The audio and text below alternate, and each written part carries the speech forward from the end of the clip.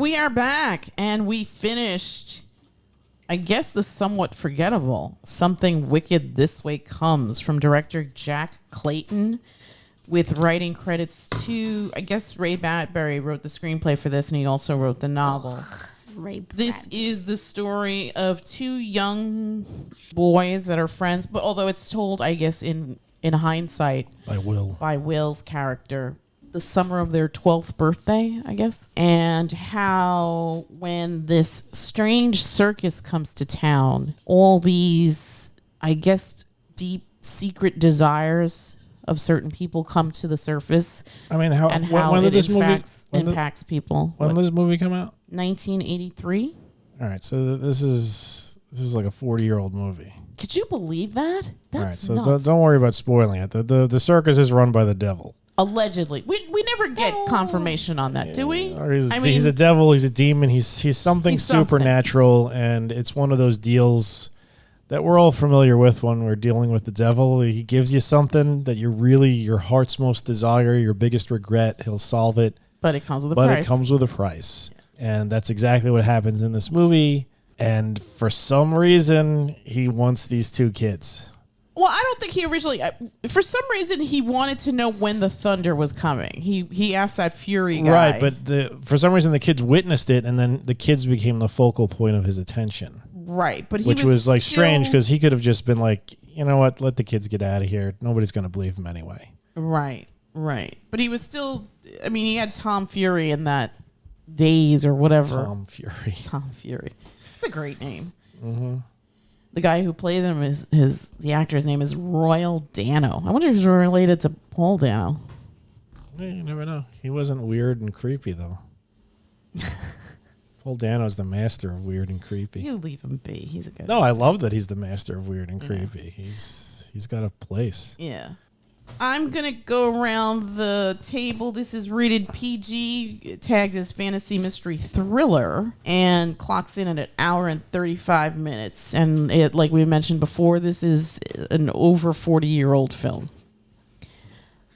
Olive G, I will start with you. What are your impressions of this film? This movie was not good. Okay.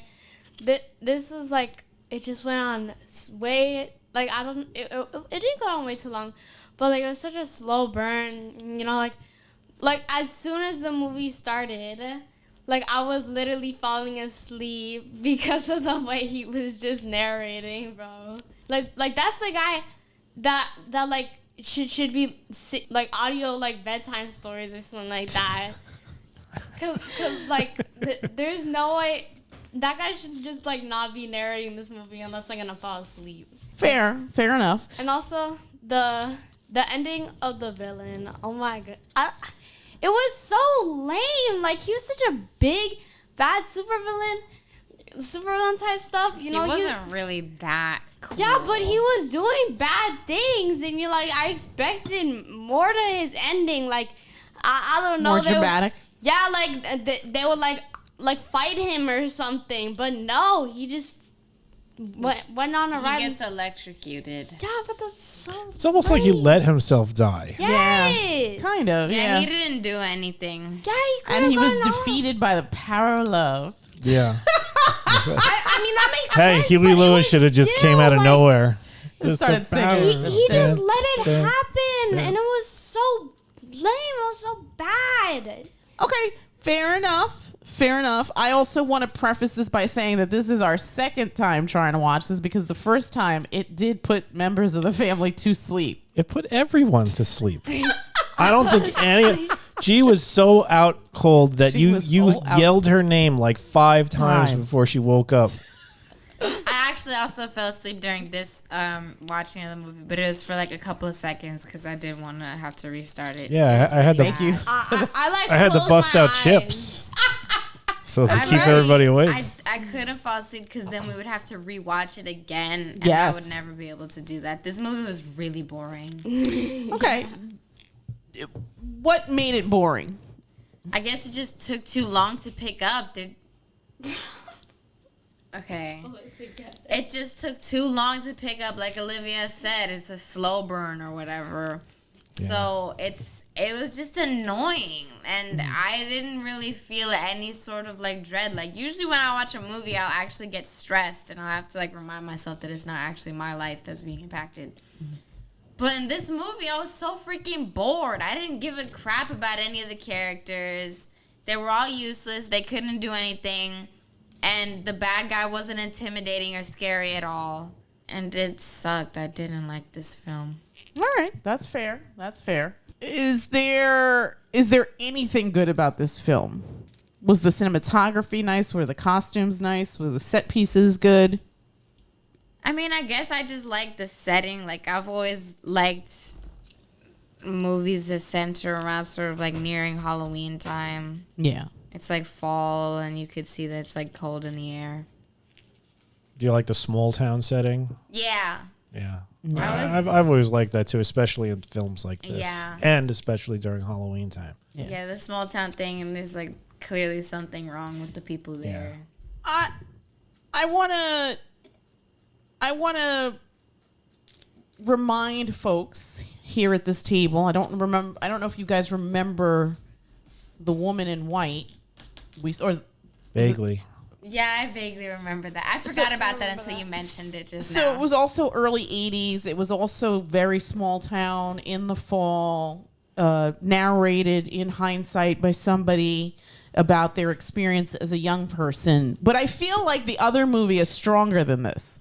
I think I enjoyed it more than I liked this one. I think so too. And I think the pacing on the woman in white was way better. It was quicker. Yeah. And there was more going on. Yes. I would say the first 40 minutes of this film, virtually nothing happens. Right. You just get extremely slowly introduced to all these townsfolk. And the townsfolk are almost just like one-dimensional caricatures. It's like, oh, I want women. The barber's just ridiculous. obsessed with, oh my God, do you Italian. smell that in the air?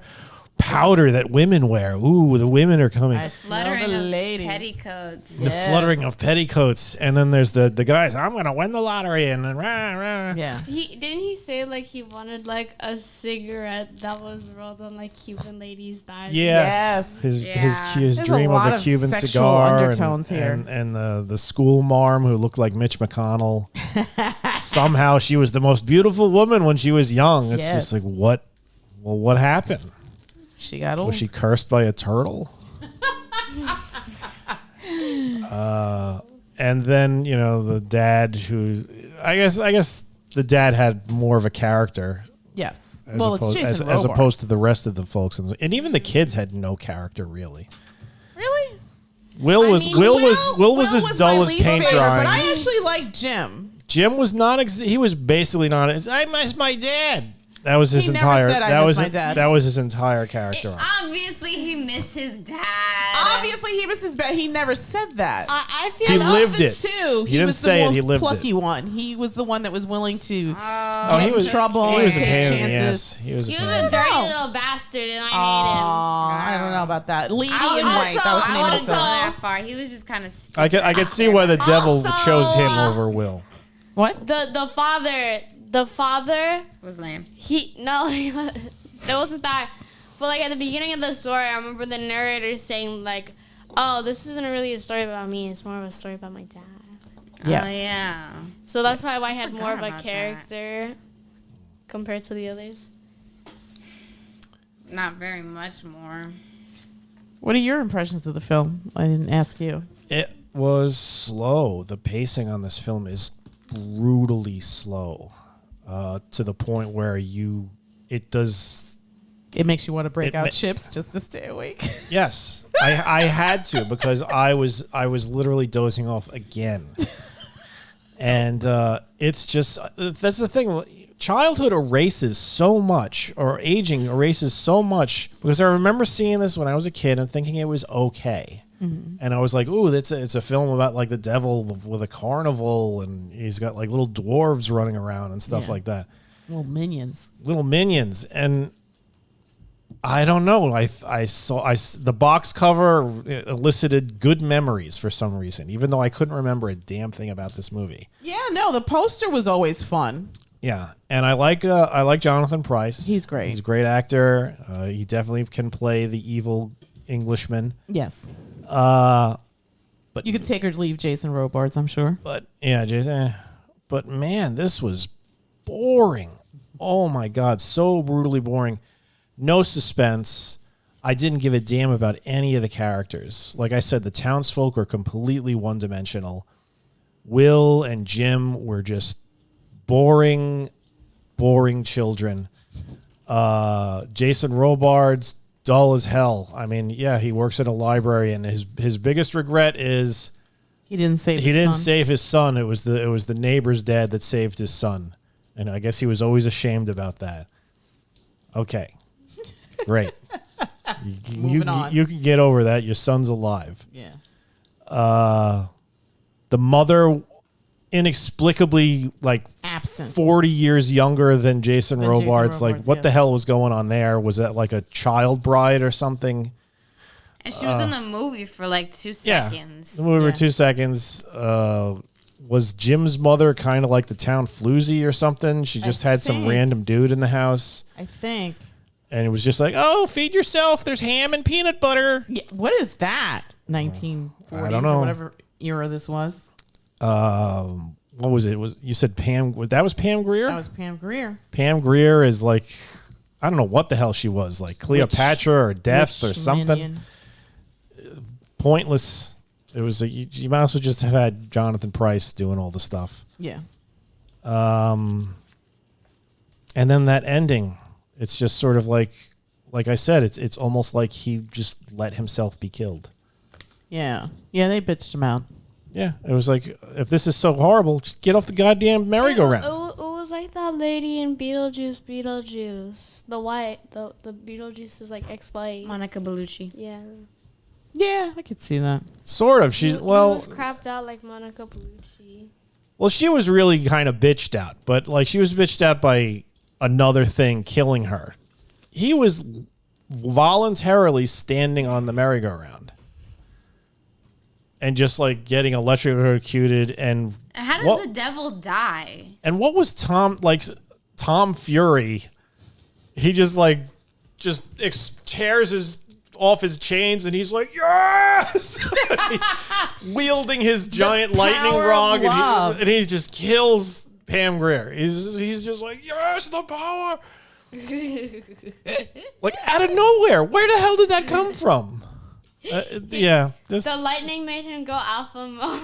Yeah, apparently. Jesus. Yeah. All right. Yeah. Avoid this movie. If you remembered it as a kid and loved it, your child, the inner child, is lying to you. This is not a good movie.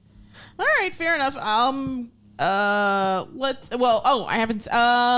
I saw this in the theater in '83, and I liked it, and I think it was more hyped up in my brain because I thought this was going to be better, but it wasn't, and I'm a little disappointed. This is definitely a film that lives better in nostalgia, and I wonder if this was made now, how it could be improved. I mean, do you make the devil more sinister? Do you expand on the whole idea of the carnival? Do you introduce more sinister characters?